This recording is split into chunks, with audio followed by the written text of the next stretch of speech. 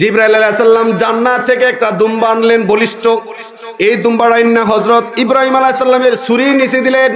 ইব্রাহিম আলাইহিস সালাম আল্লাহু আকবার বলে জবাই করলেন। ইব্রাহিম আলাইহিস সালাম মনে করছে আমার সন্তান মনে হয় জবাই হয়ে গেছে, কারণ চোখ তো বান্দা। একটু পরে ইসমাইল আলাইহিস সালাম বাবাকে ডাক দেবেন, আব্বা আমি ইসমাইল আপনার পাশে বসা আছি। আল্লাহ এই ওহী পাঠাইলেন, আমি তোমাদের কুরবানি কবুল করলাম। বাবা আর পুত্র সন্তুষ্ট হইয়া আল্লাহ তাআলার কাছে শুকরিয়া আদায় করে 4 রাকাত নামাজ পড়লেন। সময়টা ছিল জোহরের।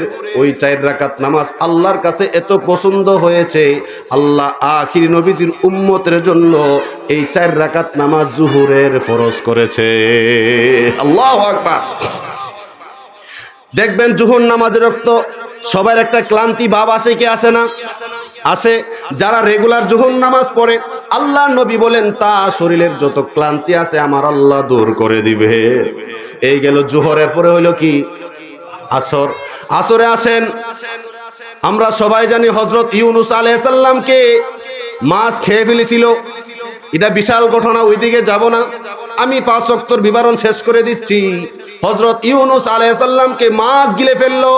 ইউনূস আলাইহিস সালাম মাছের পেটের মধ্যে যায়ও সিজদা করে আল্লাহু আকবার, আর দোয়া পড়ে লা ইলাহা ইল্লা আনতা সুবহানাকা ইন্নী কুনতু মিনাজ জালিমিন। এই দোয়া করে আল্লাহ সুবহানাহু ওয়া তাআলার কাছে দোয়া কবুল হইল।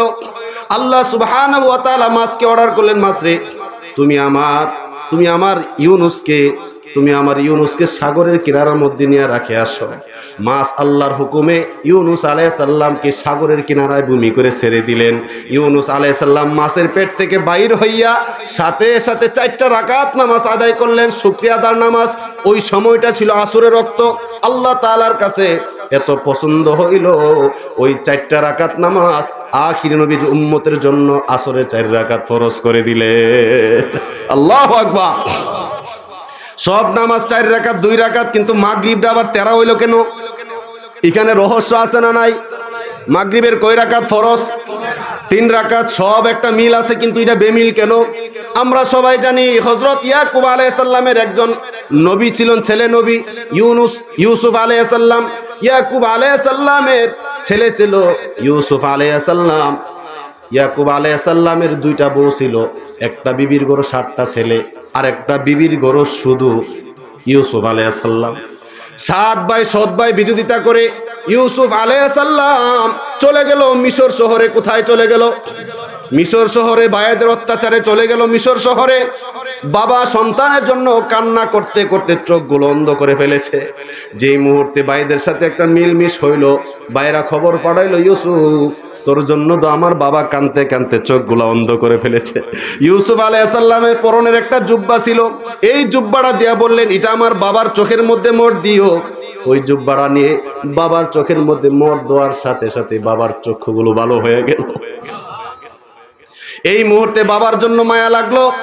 ইউসুফ আলাইহিস সালাম রওনা দিল বাবার কাছে।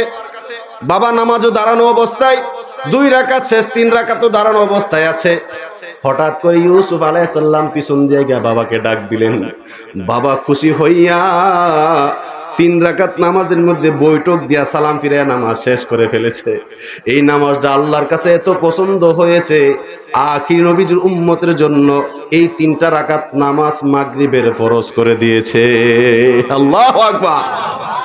এশার নামাজে আসেন, এশার নামাজে আসেন। আমরা সবাই জানি মুসা আলাইহিস সালামের সাথে কার দ্বন্দ্ব ছিল? ফেরাউন কার যে নাকি বলছিল আনা রব্বুকুমুল আলা, আমি রব, আমি আল্লাহ। দিনে কইতো আল্লাহ, রাত্রে গিয়ে আল্লাহর কাছে সিজদায় পড়তো, আল্লাহ আমার তো কোনো পাওয়ার নাই, আপনি ছাড়া আমার তো কোনো পাওয়ার নাই। ওই ফেরাউনের সাথে মুসা আলাইহিস সালামের একটা দ্বন্দ্ব হয়েছিল। নীল নদের মাঝখানে আমার আল্লাহ কুদরতিভাবে মুসা আলাইহিস সালামকে একটা রাস্তা তৈরি করে দিলেন। এখন এটাও বিশাল ঘটনা, কিন্তু আমি সংক্ষিপ্ত বলছি। মুসা আলাইহিস সালাম যেভাবে পার হয়েছেন দলবল নিয়ে, ফেরাউনও মনে করছে আমিও বুঝি পার হইতে পারবো। যেই মুহূর্তে ফেরাউন রওনা দিল, আমার আল্লাহ পুরা ফেরাউনের দলবলকে নীল নদে ডুবাইয়া দিল। মূসা আলাইহিস সালাম ওই নীল নদের ওই পার হইতে পাইরা শুকরিয়া আদায় করে 4টা রাকাত নামাজ পড়লেন। ওই সময়টা ছিল এশারের সময়। ওই 4টা রাকাত নামাজ আল্লাহর কাছে এত পছন্দ হয়েছে, আমার আল্লাহ এই 4টা রাকাত নামাজ আখিরি নবীজির উম্মতের জন্য এশারের ফরজ করে দিয়েছে। আল্লাহু আকবার বলেন। সেই জন্য আমি আপনাদের পায়ের নিচে দুটো হাত রেখে বলি, যদি বিপদ আপদ দূর করতে চান তাহলে নামাজ পড়েন।